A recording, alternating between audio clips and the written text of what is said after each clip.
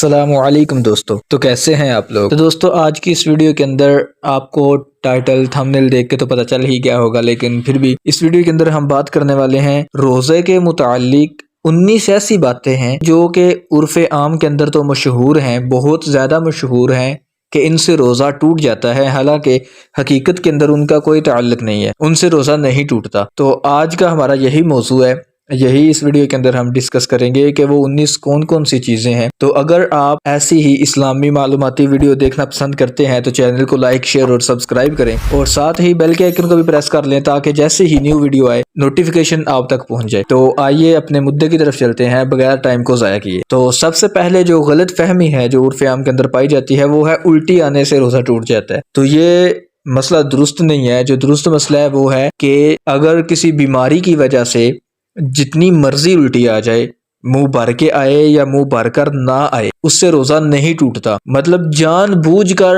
اگر آپ نے منہ کے اندر اپنے گلے کے اندر انگلی وغیرہ ڈالی ہے پھر الٹی آئی، وہ بھی اس صورت میں کہ اگر آپ کو اپنا روزہ دار جو ہونا ہے وہ یاد ہے کہ میں روزہ دار ہوں، اس کے باوجود آپ نے یہ حرکت کی تو روزہ ٹوٹے گا۔ اس کے باوجود اگر آپ کو یہ یاد نہیں کہ میں روزہ دار نہیں ہوں، پھر آپ نے چاہے جان بوجھ کر ہی الٹی نکالی ہو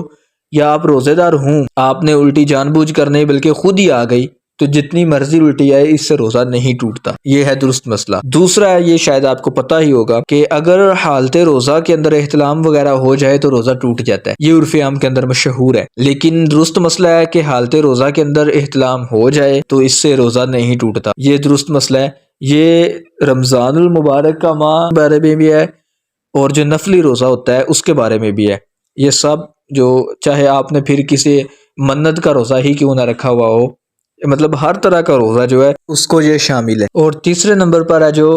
کچھ لوگ ہیں جو یہ سمجھتے ہیں کہ جو تھوک ہے یا بلغم ہے اگر وہ نگل گئے تو روزہ ٹوٹ جاتا ہے، مکروہ ہو جاتا ہے۔ تو اسی بنا پر وہ جگہ جگہ پہ تھوکتے رہتے ہیں، مطلب بازاروں میں، گھروں میں، پتہ نہیں جو کہ۔ تو اگر اس کا جو درست مسئلہ ہے کہ تھوک اور بلغم اس سے روزہ ٹوٹ جاتا ہے، یہ بات بالکل درست ہے، لیکن جب تک وہ آپ کے منہ کے اندر ہے آپ اس کو نگلتے رہیں، اس سے روزے پر کوئی فرق نہیں پڑتا، نہ ٹوٹتا ہے نہ مکروہ ہوتا ہے۔ جب تک وہ باہر نہ نکلے، مثال کے طور پر اگر آپ نے تھوک یا بلغم کو ہتھیلی پر رکھا اور دوبارہ پھر نگلا تو اس سے روزہ ٹوٹ جائے گا، مکروہ نہیں ہوگا، ٹوٹ جائے گا۔ لیکن عرف عام کے اندر اس سے لوگ کراہت کرتے ہیں، اس طرح کرتا کوئی بھی نہیں ہے۔ لیکن مسئلہ یہی ہے کہ اگر جب تک یہ تھوک اور بلغم آپ کے منہ کے اندر ہے آپ نگلتے رہیں، اس سے روزے پر کوئی فرق نہیں پڑتا۔ چوتھی غلط فہمی ہے کہ روزے کے اندر اگر آپ تیل یا خوشبو وغیرہ سونگھ لیتے ہیں یا پھر جو زیر ناف بال ہوتے ہیں اگر ان کو صاف کرتے ہیں تو روزہ ٹوٹ جاتا ہے۔ درست مسئلہ اس طرح ہے کہ یہ کام اگر روزے کی حالت میں اگر آپ کریں تو جائز ہے، اس سے کوئی مسئلہ نہیں ہے۔ آپ سرما بھی لگا سکتے ہیں، آپ جو ہے وہ خوشبو وغیرہ بھی سونگھ سکتے ہیں، لیکن جو کاجل ہے اس کے اندر پرہیز کرنی چاہیے، کیونکہ کاجل کچھ کمپنیوں کے ہیں، مطلب وہ کافی تیز ہوتے ہیں، تو ان کا جو ذائقہ وغیرہ ہے کاجل کا وہ آپ حلق کے اندر محسوس کرتے ہیں، تو اس سے روزہ ٹوٹ سکتا ہے۔ لیکن سرما وغیرہ آپ لگا سکتے ہیں، اس کے اندر کوئی عذر نہیں ہے، آپ کا روزہ باقی رہے گا۔ پانچویں غلط فہمی ہے کہ اگر رمضان میں سحری کے اندر آپ کا جو آنکھ وہ نہیں کھلی اور جو آپ کھانا نہیں کھا سکے تو اس سے روزہ نہیں ہوتا۔ یہ اس کے اندر 3 شرطیں ہیں، 3 طرح کا ہے کہ اگر آپ کس ٹائم اٹھے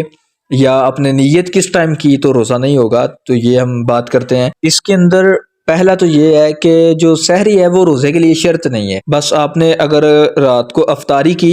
اور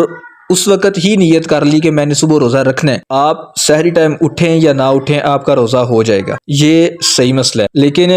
اس کے اندر ہے کہ اگر سحری کا وقت ختم ہونے کے بعد نیت کی، آپ رات کو افطاری تو آپ نے کر لی لیکن نیت نہیں کی، صبح اٹھے